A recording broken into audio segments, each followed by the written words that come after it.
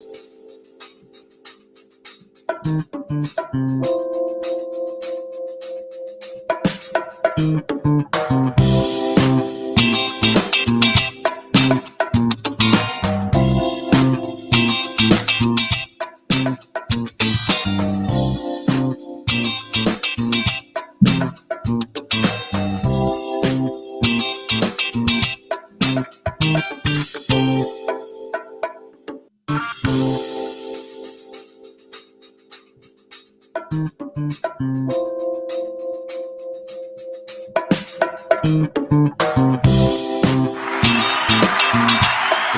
morning. My name is David McGar with Property Value. My co-host, Christian Lelang. Let's bring him up there. Christian, say a couple words. Good morning. Good morning. How is everybody today? Screws over here. There we go. Let's turn down this music. Get into some commercial real estate news. Obviously focused on South Florida. That's where we're at. Christian, start us off. What do you got, man? Well, today is by the Wall Street Journal. There's an article I found that was pretty interesting, kind of relating back to what we were talking about yesterday with offices having amenities in order to bring in employers. And this one is about Omicron threatens to upend gyms' fragile recovery. This is by Kate King. And something that I found interesting was right here that says fitness center leasing increased 27% in the third quarter compared with the same period in 2020, according to the data from CoStar Group. Gym popularity sharply down in the pandemic has been recovering in recent months, and the momentum appears to be withstanding fears of the Omicron variant, which sounds really promising until you just go a little bit lower, where you find out that as of July 1st, about 9,100 fitness facilities have closed down permanently, representing 22% of the 41,370 locations that were open in 2019. That's nationwide. That is nationwide. 20%, 22%. Yes, sir. And another thing is just a little bit lower in the paragraph. And that's closed down completely, like not just closed down. Is there any other numbers in there saying? No, that's permanently gone. See ya. Yep. So that means that these are Close the door. gyms that are not coming back. Yeah. So another thing is just like if running the next paragraph that says the total square footage occupied by fitness centers declined by 1% from the end of 2019 through last quarter, CoStar data shows. So it just kind of shows that what we were talking about yesterday with offices having these gym amenities is just going to be a huge plus, because gyms unfortunately are just not recovering lately. Yeah, the small business guy had his gym, franchise or what have you, small, some partners, or, saved up life savings, personal trainer, graduated into owning his own gym, which is usually what happens. Lost everything while they shut down, mandatory shutdowns. And I wonder what percentage that is, like when you really look granular in there and say, is it a higher percentage in like California, New York, these states? And I would imagine that, in like Texas, where all the flight went to, or South or Florida in general, that the gyms stayed open. I don't know. I don't go to that gym. Like I said yesterday, we have a gym in our condo building, and I mean, they're pretty strict. They're still mandating we wear masks in our gym, but I mean, the people that go in there, we take them off while we're in the gym. Right. I don't know. Do you go to a gym? Do you do a local gym? Or so I go to a local gym. I like I mentioned, I go to Porky's, and there it's kind of if you go to where? Porky's Hardcore Gym. It's in West Kendall, and sorry, and just want to try that. And with that, it's much more if you would like to, then you can, but you don't have to. So okay, yeah, they give you the option. Yes, yeah. So wear it, don't want to wear it. That's how it should be, right? I mean,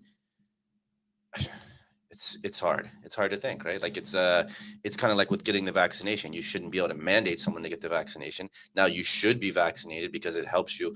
I mean, it decreases hospitalizations and deaths. So so yeah, it's better for you to be vaccinated. Not for everyone, because it does have side effects for different people, different types, ages, and as well. But I mean, I don't know, man. Like, yeah, you're in the gym. Those are like, you think that people actually that are making the effort to go to the gym are the same people that are making the effort to eat healthy, go to bed at a certain time, Right. and then exercise, right? So Yeah. I mean, I would have to trust, I trust the people more Hmm. that are in the gym. But I mean, I know Omicron, highly contagious, and but the seems like the symptoms are less severe. I'm really curious as to where these 22% of permanent gym closing is happening as well. Because, like you mentioned, if when it comes to states like Texas or Florida, where they've been relatively much more open, I think Florida was like one of the first states to open up fully. Versus you have states like New York and California that are still very, very closed, as well as shut down. So I'm very curious as well. You were mentioning that a lot of these are kind of. I mean, on that note, Miami Beach just came out yesterday saying that they're mandating that if you go into a public facility that Mhm. you have to wear a mask again. That came out yesterday. Right. I didn't. That's Miami Beach. Is this public like local small government buildings, or are these That's a private? good question, man. I don't know if it means like, if you go into the post office, which Mhm. no one goes into, All right. you know what I mean? Or if they're talking about if you go into Starbucks, i.e. Marshalls or Mhm. what have you, Right. if you can, and it probably also lays back on the weight of, are you going into a private restaurant? So Mhm. when I don't know, man, if you hear the studies about the mask, they don't really help. They said 16% of air circulates around. This isn't, the virus is carried through the air. It's Mhm. not, it's not, you don't touch it and get it. Right. And so if you have a loose mask on or not one of those surgical masks that no The one's wearing anymore hardly, then it doesn't N95s. really Yeah. do anything. I mean, it protects like you from sneezing on me. Yeah. And that's cool. And I actually like when I'm in a restaurant and I see people wearing a mask. Mhm. I'm sure it really must irritate them to work like that. Yeah. I can only I imagine. feel for them. I mean, you know, Yeah, like I can't really imagine how it is to work in the service industry, or where you're just constantly dealing with people, and then it's just I can only imagine that it gets very difficult after a certain point. Especially a lot of companies are now requiring double mask stations. For example, I believe in California you have to wear double mask, and with that, it's just at what point you know do these people believe that they're like, okay, we're good now, but well, it's like. people are making mandates like that who shouldn't Mhm. be making the mandates. Yeah. I mean, I don't know. I don't want to go down that rabbit hole. But all right, yeah. I mean, maybe you should dive back into that. Yeah. And try to Google, not now, but No, of course. and see where the majority of those closures were. I'll That'd be cool to definitely look find out. into it, and then I'll try to have it for the listeners tomorrow. That way if they're curious too, they already got an answer. Yeah, that'd be great. Just want to set the timer so we know how long we've been going. I got a cool article though.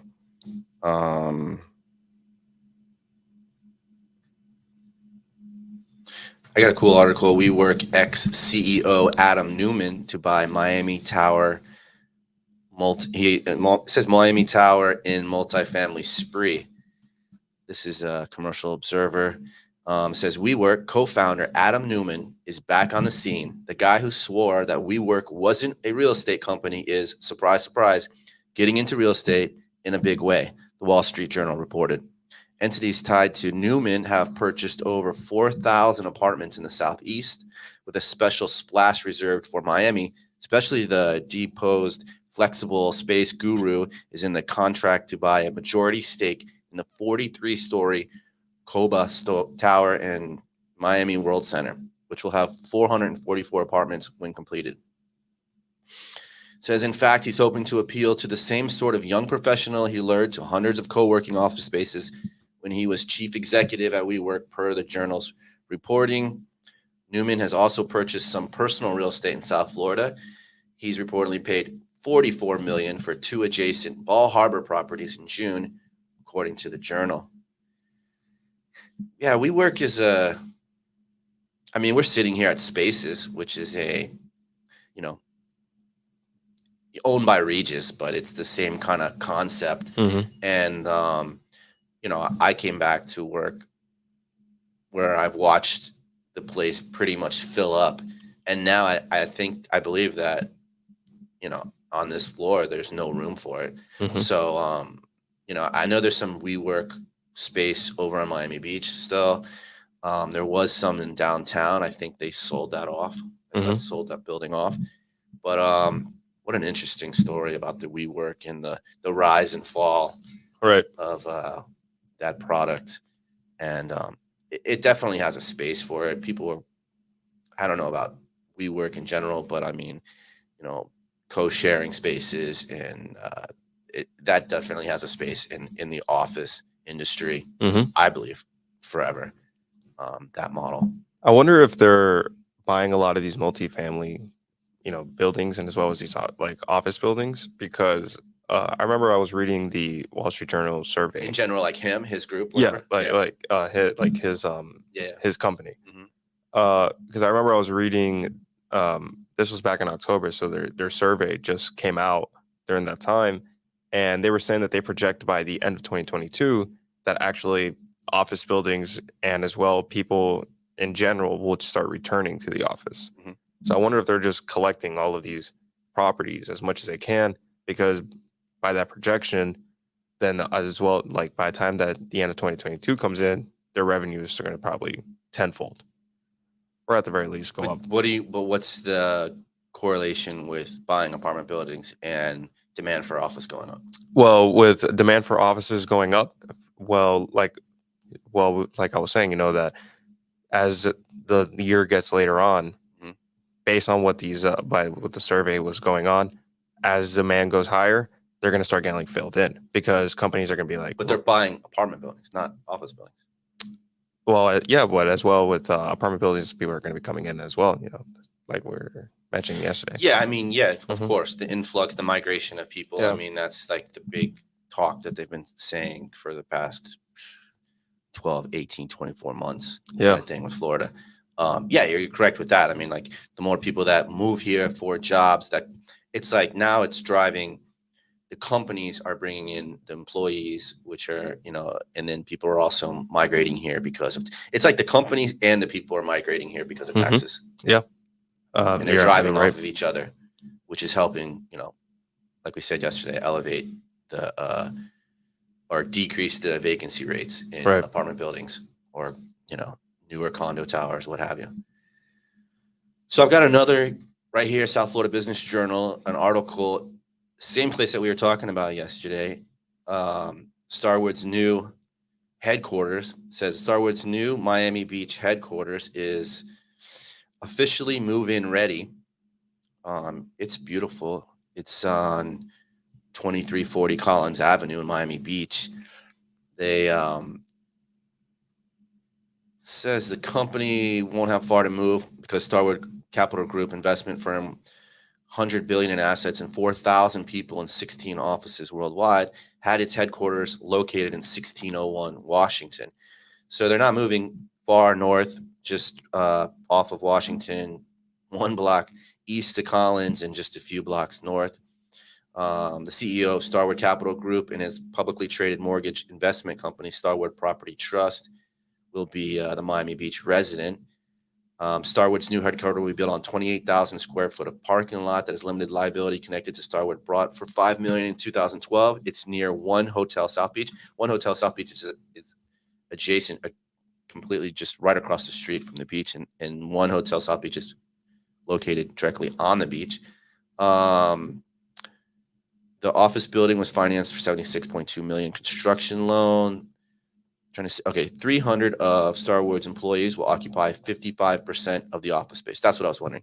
So Starwood will move right in and take 55% of the building. The rest will be leased out to other companies approved by them.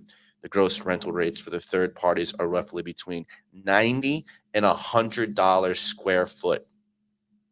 $90 and to $100 square foot. That's incredible. And I remember 7 years ago, 7, 8 years ago, I helped out with a friend of mine get a lease at 555 Washington, which was one of the nicer office buildings on the beach. And they've gone through renovations, and they built out a recording studio there. the lease was $45 gross. Now, $45 gross was a pretty good number. And still, that's a pretty good number, which we're talking about office buildings right off of Lincoln Road. And even those are listing for $55 triple net. They're asking $55 triple net, not gross, as we spoke about the difference between gross and triple net yesterday. And now you see why I say this is probably, it is. It's not even probably. There's no questions asked. This is the nicest Class A office building on Miami Beach, Starwood's new headquarters, and rents will be 70. What is it? No, I mean, sorry, 90 to 100. Yeah, I read that wrong. $90 to $100 square foot. It doesn't say triple net, but it's, it doesn't matter. It's a big hefty number. And same with the new office building that's going up in I'm losing. I think it's even says it right over here. Class A says the opening of Starwood's headquarters coming during Miami Beach officials. Developers are considering what's increasing in stock of Class A office in an effort to diversify the city's economy beyond tourism and nightlife. So that's really interesting that they're trying to. Here it was. It says those efforts include increasing the height limits for Class A office space on segments of Alton Road and within the Sunset Harbor overlay in District South Beach. That's where the other development is going in southern Sunset Harbor. That's what my memory was fading me. So yeah, man, they're trying to bring Class A office they already had office on Miami Beach, but they haven't built, it even says in this article, I think, Class A office building hasn't been constructed in Miami Beach in nearly 2 decades. Wow. Yeah. So the product's been old, and so that the rents have been increasing incrementally, but now it's time to build, and they've built a beautiful property, and now Sunset Harbor is also going to build a beautiful property, but those rents are high, man. Your office, if you want to be on Miami Beach, if you want to be close to the beach, you want to have that walkability to those cool shops and the tourist places, then you're definitely going to pay a steep price for that. But it's great. It's great for that area, man. That's what they need. What else you got? You got any other articles you want to share? One that I was looking at right here was apartment owners' golden age primed to continue in 2022. What does that mean? So as we, sorry about that. So as we were talking about, just like you and me, we were saying how apartment buildings are kind of getting pretty expensive. That I was trying to find an apartment to see where I can live at, but for the price that I would be getting for one, and I believe that was over by Midtown, I might as well just buy a duplex at that point, because it was about purchasing. Yes. So it was about, if I'm not mistaken, the apartment that I was looking at, just going on Zillow and just, checking out apartments in that area for about 300,000. Maybe the lowest I was seeing was about 180. And that was like a very new, or that's what? No. So the $300,000 apartment was built in 2018, and then so it was really new. And the $150 apartment was not even an apartment; it was a studio. 150,000. 150,000. Yeah, not $150. $150,000, and that was only like a studio, and that was very small. And I believe that was also a pretty old one. I think it was in the early 2000s. So that one was built. And when I was reading this article here, I was just gonna go by. These developments shored up at the building occupancy rates, which reached records of more than 97% for market rate apartments, and enable landlords to boost rents. Asking rents were up by nearly 20% in the 12 months period ended in November, according to a report from real estate website Realtor.com. Real estate owners have been investing more money into apartment buildings than ever, according to the data of CoStar Group. A report from Real Estate of Walker and Dunlap calls it the golden age for multifamily. That kind of goes and ties with the article that you were reading, that WeWork is just buying apartment buildings.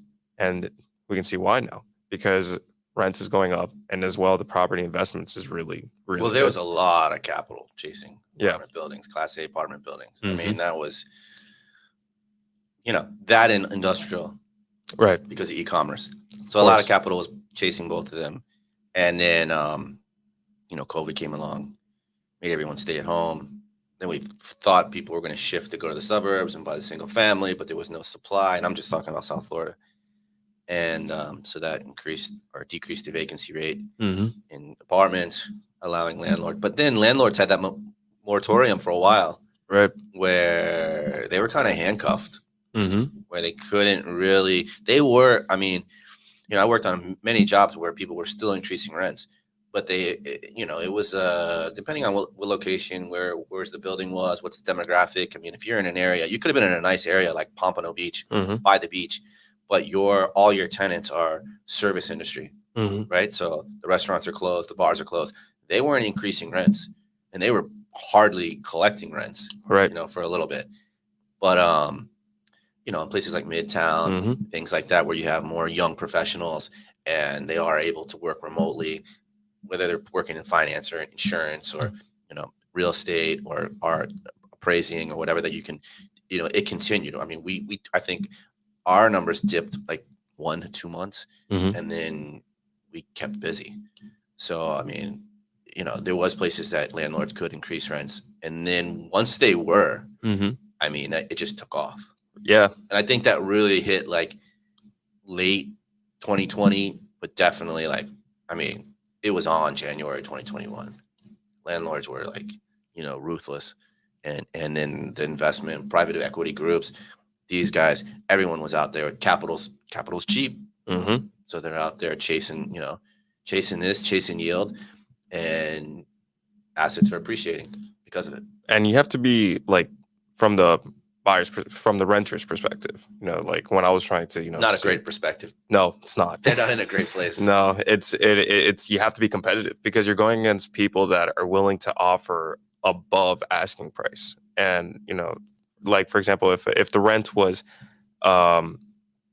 if let's say the landlord's like, okay, the rent's going to be $1,200, right, a month.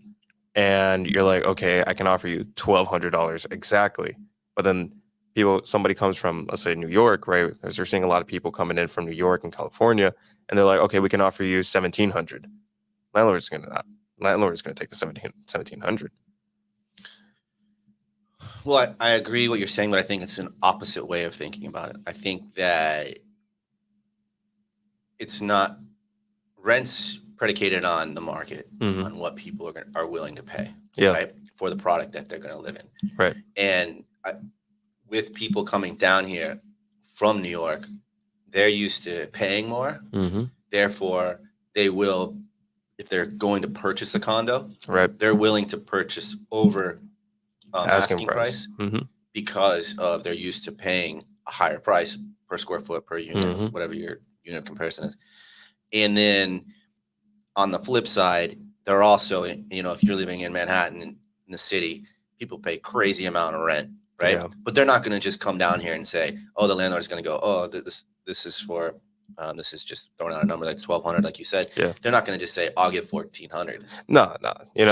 What they're willing to do is accept some of these developments that have occurred in the last couple of years or 24 months, which the developers have made the units smaller. They're more micro units, and they're more amenity based, right? Where the developer thinks that, okay, we're not going to give, we're not going to have the one bedroom is only going to be 550 square feet, but we're going to offer a dog park outside. So maybe you don't spend that much time in your apartment, but that 550 square feet is going to cost you $2,100, $2,200, $2,300, especially in Midtown. Yeah. And that's talking about like $3 a square foot or more.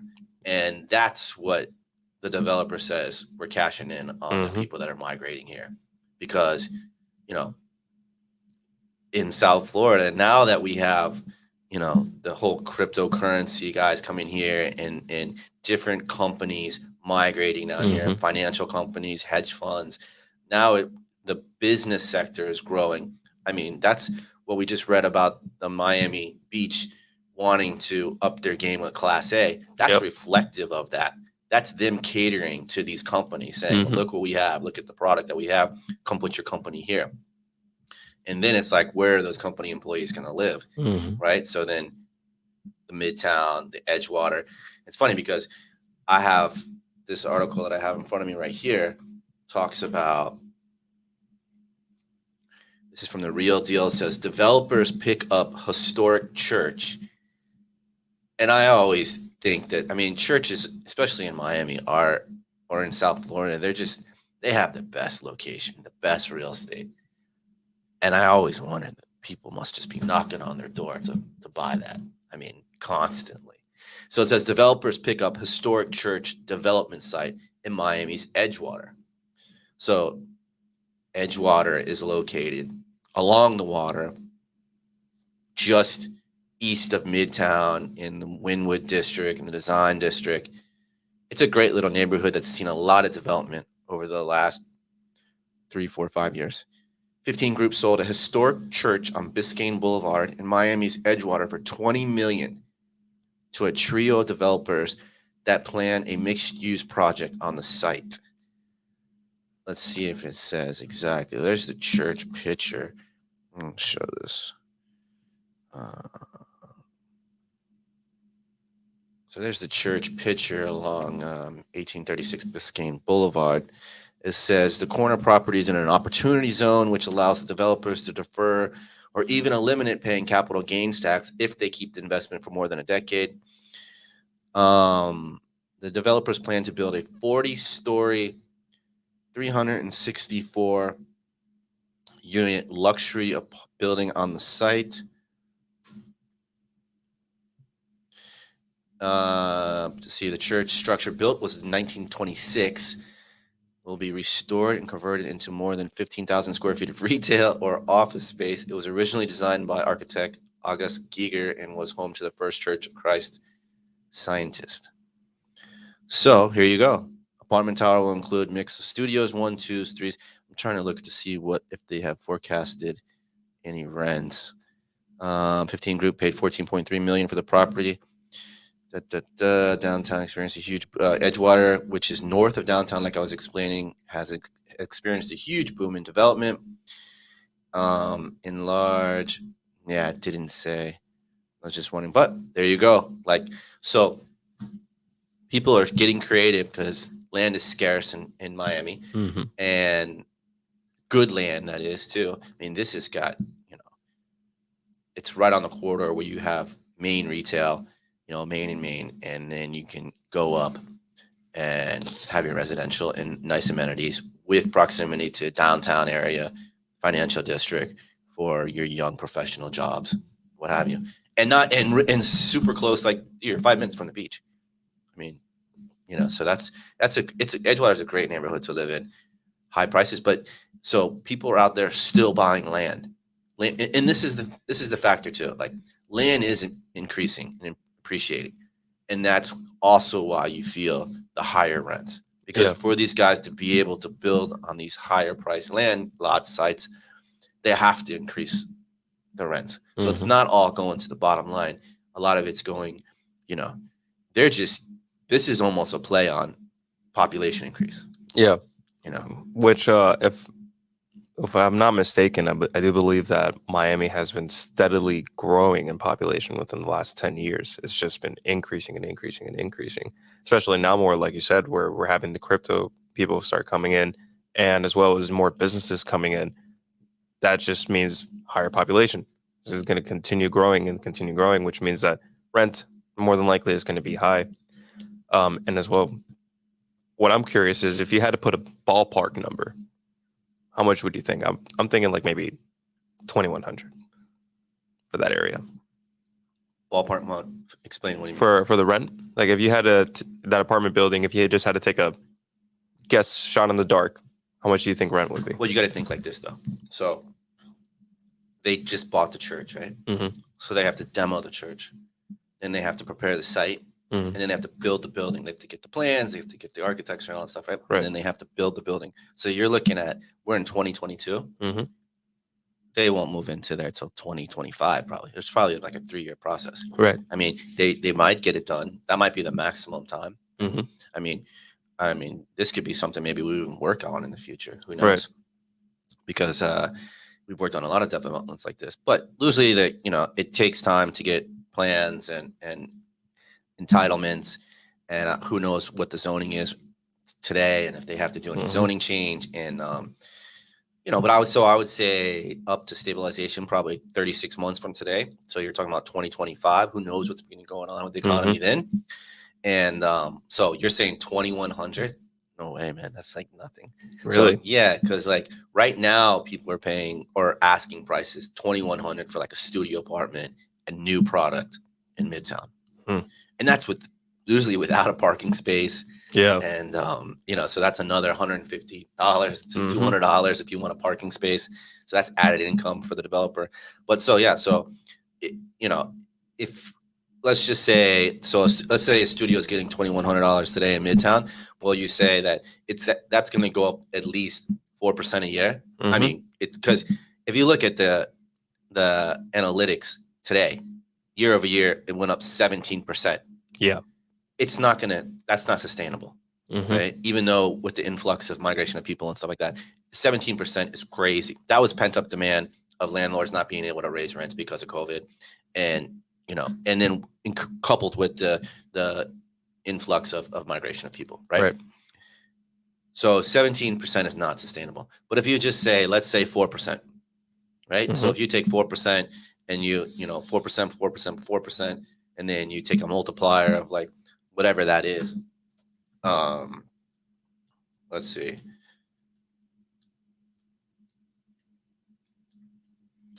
So the multiplier is 1.112. 1.12. And you times that by 2,100. So that brings your rent to $2,350 right there. Just by, if there's a building right now at 2,100, increasing the rent 4% for 3 years, you would be at $2,300, $2,350. Wow. For a new product. But then who knows what happens in 3 years? Maybe they're adding some more stuff. Maybe there's more amenities. I mean, who knows? You know what I mean? And we don't know what's going on. And it's really hard to forecast in 3 years. But at the least, if something's paying 2,100, you could probably predict that they're going to be paying 2,350. Now, the flip side on that is hopefully there's jobs, and those jobs can pay for it. Can pay for that. Yeah. Because the rule of thumb, let's see, the rule of thumb is, so if they're going to pay $2,350 a month times 12, that's 28,000. And the rule of thumb is you usually pay 30% for your housing. So that guy has to make 94,000. Wow.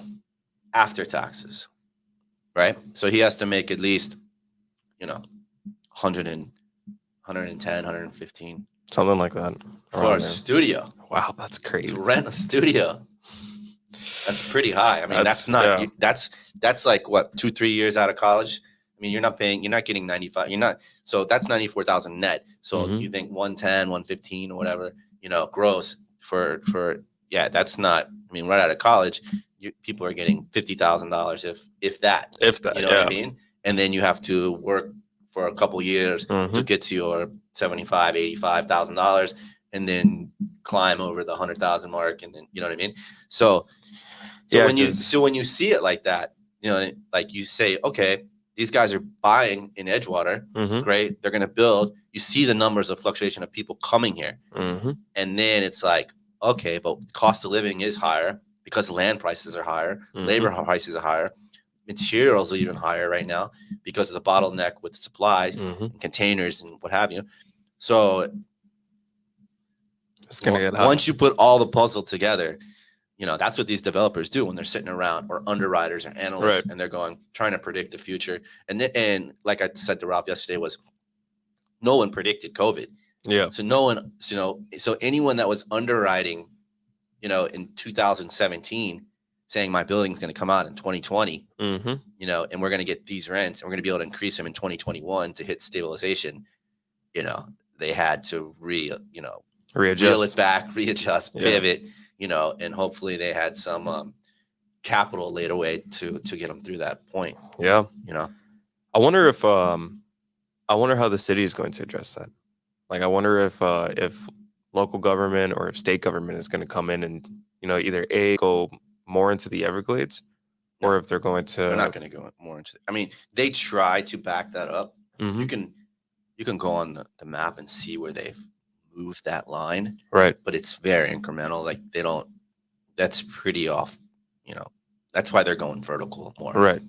And I mean, that's more about like single family housing, right? Yeah. So, you move that line, you could add 100 single family houses, but like this building's going to add 340 units, which are really, comparable to single family houses.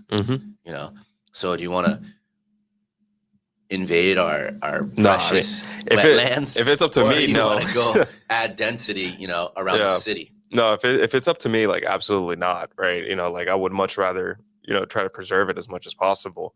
But like the only reason I say this is because, for example, like I know in where I'm by in West Kendall, they're making these like kind of apartment neighborhoods is the best way I can describe it, where it's like communities. Yeah. So like subdivisions.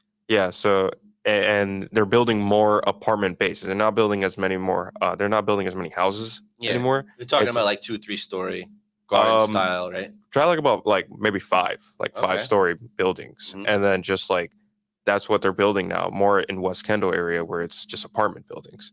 And I haven't been seeing many houses. So that answers your question.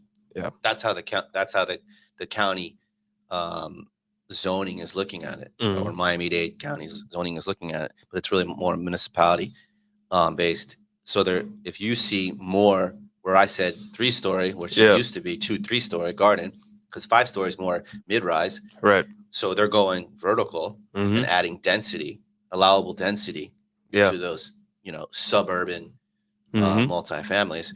And that's what's being built in a lot of places, especially in Naples. In Naples, which is, west, have you ever been to Naples? Yeah, of course. That place is blowing up out there. We've done work out there recently. And, because they've got more land to do that. Yeah, it's a lot quieter, too. It's not many And tourists. A lot of those places, like, they offer, you're talking about amenities, they offer, like, you can get your car washed and, all kinds of things. He was talking about, dog washes and those are typical, like dog parks and it's funny because what's kind of going away is, what's been going away for a while now is golf courses. Those are being developed in South Florida. There was a lot of golf courses. And then I see a lot of like tennis going away. And you see more like, instead of just one pool, multiple pools. Or multiple barbecue areas, playgrounds, pet parks, and then if they have room for it, they do the car wash, which is pretty cool. But that's a whole other product, but people love that product as well. That's what these big like crowdfunding companies go in and buy, because you got a lot of tenants. It's Class A, it's new, so it's hot. Yeah, and you don't have to put any maintenance into it. Yeah, what I mean, it's going to be good for the next 3, 5, 7 years. All right, so I got another one here from Biz Now. Another says Starwood REIT and Morningstar Properties target self-storage sector through new JV. Let's unwrap this one. Starwood Real Estate Income Trust and Morningstar Properties have formed a joint venture to invest in a resilient self-storage sector. The new entity will recapitalize 25 self-storage assets already owned by Morningstar funds and invest in additional assets to be operated under the Morningstar brand. The joint venture will look to buy both one-off assets and portfolios.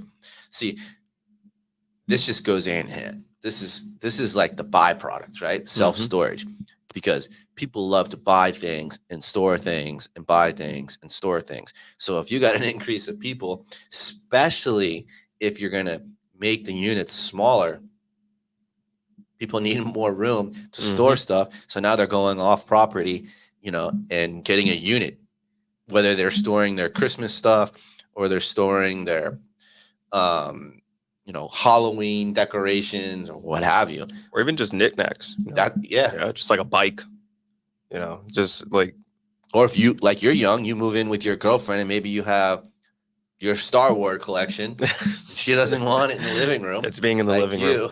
You know what I mean? You might have to. Your Starwood collection might end up in one of these properties, buddy. I want to fight tooth and nail to make sure that my Death Star is right there. So it says the existing portfolio includes 1.8 million square foot of self-storage located throughout the Sun Belt region. You know when they talk, you know what the Sun Belt region means? I know the Bible Belt.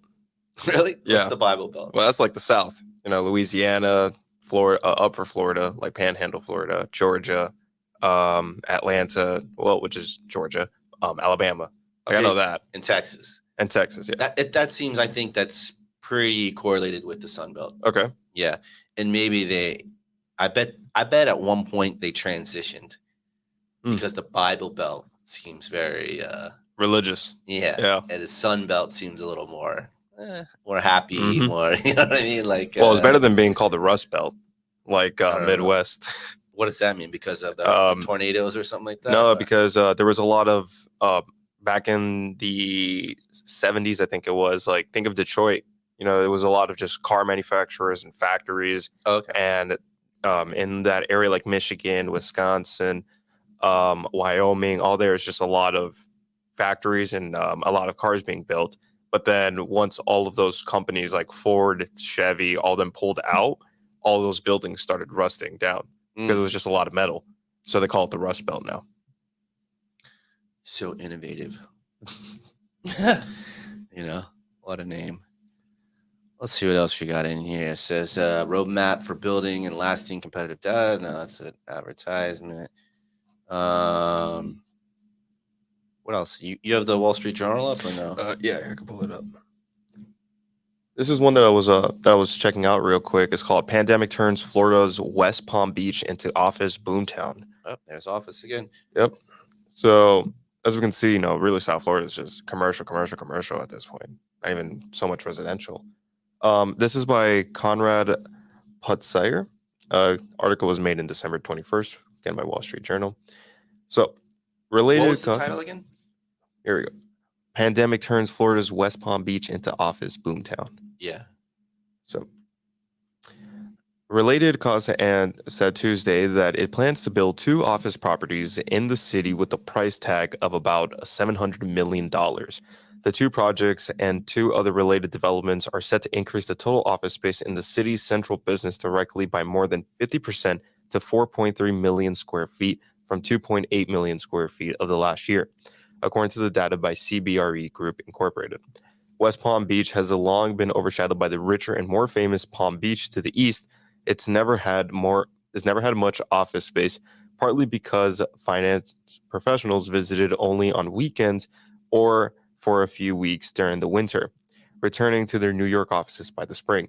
You came here in the summer and it was difficult market, and then in the winter, said related chairman Stephen Ross, which is true because every time I think of West Palm Beach, I'm thinking of just going to the beach, just relaxing. I don't think of it anywhere near as Miami, where it's like dense and it's much more congested. Well, they have a city center there, and so here's the reason why. Because most of the office in that area, so I grew up in Palm Beach County, most of the office in that area was along I-95. It was more like PGA, right? And so there was office buildings along US 1. They're dated, older. They had views of like the intercoastal and such. So, and then the downtown area, which is that city center, is more around the Clematis. And it's more of an older area that over the years they have that the orchestra's there. And they're trying to, boost up. Now the related group is going in there. They're going in there because the related group went in there when the pandemic hit. Right. And they're buying these cheap. And I don't know which ones they're developing. I haven't looked at that article. But I know that, they're making a play at the right time. It's like a timing play with office and office space. And again, that, like what the article says, they need, Class A office there. It's demanding it. And we'll see. Who knows? Maybe we work on that project as well. Well, I was just reading a little bit further into the article, and in this paragraph I found pretty interesting. It's Goldman Sachs Group investment from Elliott Management Corporation have signed leases at recently completed related developments in West Palm Beach. Golpal, I'm going to butcher this. I'm sorry. Rajat Goda, a partner at Related, said that 75% of the West Palm Beach office space at least over the past 18 months went to companies to the new city. Went to companies new to the city. So we're seeing business growing in West Palm Beach, and I feel like that's why these two Well, companies, not growing, but moving there. well, moving there, yeah, Right. and that's why Related Costs is getting these two office properties, because they're going to take advantage of that. They build these brand new structure, they increase it by 50% just by themselves alone, and then now they're going to be able to lease Related is occupying it. it. No, Relating is building it. Right. So they're What do going you mean 50%? because here it says that the two projects and the two other related developments are set to increase the total office space in the city center's business district by more than 50%. Right. So they're increasing supply by 50%. Yeah. Right. And then they're going to be able to lease it all out to new companies coming into the city. That's the plan. They hope so. Yeah. So that's just a huge play by them. We'll see what happens. Yeah. How long it takes to lease that up, or if they already have leases in place, because it seems like a lot of the big companies are moving to Miami or even Broward. So we'll see what Palm Beach gobbles up. I mean, that's interesting to keep an outlook for. Absolutely. I got this building that I actually worked on a while ago. I actually just drove by it, dropping off my son at high school. It's located on Miami Beach along Alton Avenue, and it says that the title says, is the real deal, AMAC scoops up Miami Beach retail building for $33 million. New York firm acquired Alton Road commercial property anchored by Michaels, which is what makes me stop for a second, because I'm pretty sure, and I'm going to confirm this tomorrow when I drive by it. I think now, when I worked on it, Michaels was a tenant, Starbucks was a tenant, Citibank was a tenant. It's a really great, this is in the Sunset Harbor area. It's on a nice corridor, nice building, attached parking garage. But I believe during the pandemic that Michaels moved out and Starbucks moved out, which I was interested when I read this today, because this is a brand new article, January 4th, that it says that the 31,000 square foot retail space, 2 floors, 3-level garage, 136 parking spaces. And they say that it's anchored by multifamily. In May, AMC bought another shopping centers, commercial condos. But okay, right here it says 1,800. Alton's anchored tenant is arts and crafts retailer Michaels, which occupies 23,000 square feet. Citibank leases 5,000 square feet on the ground floor. Starbucks leases up another 2.3 or 2,300 square feet, and then there was 2 empty floors or units, bays, retail bays. I don't know if that's accurate, to tell you the truth. I mean, literally, I just drove by this building, and I've driven by it many times and thought like, oh, because I worked on the building, and I said, well, I can't believe Michael's moved out of there, because of maybe they revisited to the lease and they got him to move back in. I'm going to confirm this tomorrow.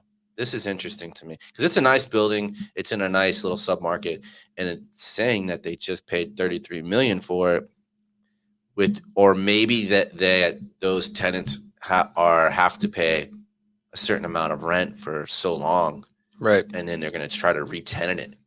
But to my knowledge, Michaels it's not the anchor in there anymore. I don't know. Who am I? We'll see. We'll have to see. What else we got, man?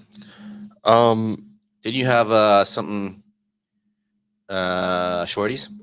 Oh yeah, that was in the CoStar website. I got Wall Street Journal pulled up here. Okay, hold on, I got it.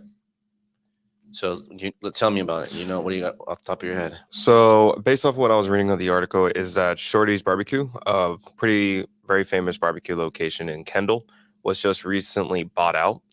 And as well, I believe that when we were talking about it, is that they were going to maintain the lease for 5 years in that location, which if they're buying out the original Shorties, which is over by Dixie Highway, and it's near Dayland Mall, that location I know is very, very, very popular. it's considered, if anybody from Kendall, myself included, knows Shorties. And there's actually another one down by Bird Road. Yeah, it says it's been here for 70 years, located, along the US 1 corridor. It appears that time has finally caught up with the South Miami favorite. Shorty's longtime owner have sold the property to apartment management company, Atlantic Pacific Companies. Here comes more apartment units down by, I wouldn't say Dadeland is not where you live, but maybe it's probably halfway. So Dayland's about maybe 20 minutes away from me. And I've seen Dayland grow a lot lately. Yeah. Over the last vertically, yes. Yeah. A lot of older people communities, so 55 and older apartment buildings, or just brand new, like meant for kind of college students, because it's relatively close to University of Miami. It's relatively close. It's not like, in Coral Gables, but it's not that far. It's like maybe, I want to say 15 minutes away. And, be buildings catered to that, or downtown Dadeland, where it's also growing as well, which I've definitely noticed that Dadeland has been growing, and like you said, vertically. And it's funny because it kind of reminds me of where we are in Brickell. Like if you walk into downtown Dadeland and you just look around, and you were to tell someone these two pictures, which one is which, they'll probably tell you it looks about the same. Maybe a blind man. Yeah, well, that's a lot to say that Dadeland looks like Brickell. Well, it's because it's like its little brother who's like 2 years old. Well, I got a soft spot for Dadeland, so maybe I'm looking at it with a little bit of rose tinted glasses. Slightly, man, slightly. I think Swire, who built the Brickell City Center, would kind of be like, Chris, I don't know about that, man. We spent a lot of money on Brickell City Center, and Dadeland does not have a Brickell City Center. Well, anyway, they got Dadeland Mall. Yeah, that's an aged place. But Dadeland across the street from where the vertical and where all the multifamily is, and the ground floor retail, which you see is what more or less going on where people are redeveloping. I agree with you, but it's not 80-story unit. No, it's definitely high though. I think they're about in the 50s. They're definitely around in the 50 floor units right now, and I've definitely seen a lot of construction where it's going even higher than that. So I would say maybe give it maybe another 10 years, and then you would see like 80 floor units and everything like that. 10 years, 2032. Well, that's you'll be like what, 33. So it says the late Shorty Allen, who lived to 104, and the restaurant was founded in 1951. And it's not going anywhere, which is really cool. He said while it was burned down in 1972, locals who loved in the expensive meals and low-key setting returned eventually with their children and grandchildren in tow. After Allen sold it, he sold it in 1980 to another family. They're the ones who have kept it till October 2021 and sold it for $6.1 million. I would imagine that's pretty close to what the land is worth, but since they're going to stay for the restaurant turned 70. What did it say about that lease? I thought it said somewhere about the 5-year. Maybe not in this article. Maybe the other one. Yeah, because this is the Miami Herald that you're looking at. I really do hope that they don't tear down the Shorties, and no, they're going to tear it down. I mean, they said it's kind of like what's going on with the place I just worked on in Alapata, where another company goes in there speculating on development, and so maybe they don't want to develop today, so they sign a lease, and so that the land, whatever the land's worth, plus the value of the lease, which is the leasehold, that's now the leased fee. So that means, that's why when I said 6.1 million, which is what it said in that article, right? I don't know where it went. Oh, there it is. Yeah, 6.1 million or something, right?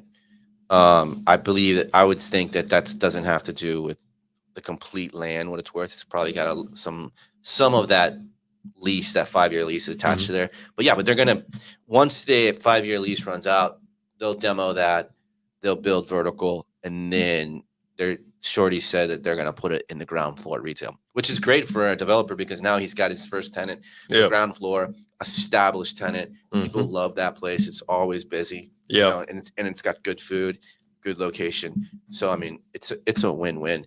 I don't know how much that 6.1 million. They don't have any. I don't know what that 6.1. Oh no, it says developers. Shorty's longtime real estate developers for 14.5. So I'm wrong. I think that 6.1 was an older number, but no, they bought it for 14.5 million. So like I said, I think 14.5 has that baked in, some of that lease, but I mean, it's close to all land value. And I'd like to know what is that price per unit of what they're going to build there. Right. You know, compared to the land. Just, you know, I don't know. That's just my nerdy analyst curiosity, I guess. Anyways, so that's cool. Shorties. Yesterday you talked about Porkies, and today you talk about Shorties, man. I don't know. I don't know what's up with you. I'm gonna find another ease for tomorrow. Oh yeah, Yeah. That's cool. All right. So what else? It's 9:00 in the morning in beautiful South Florida. We've talking for 44 minutes, so I think it's time to get out of here and Get to work. Yeah, man. Let's do it. Have a good day, South Florida. Bye.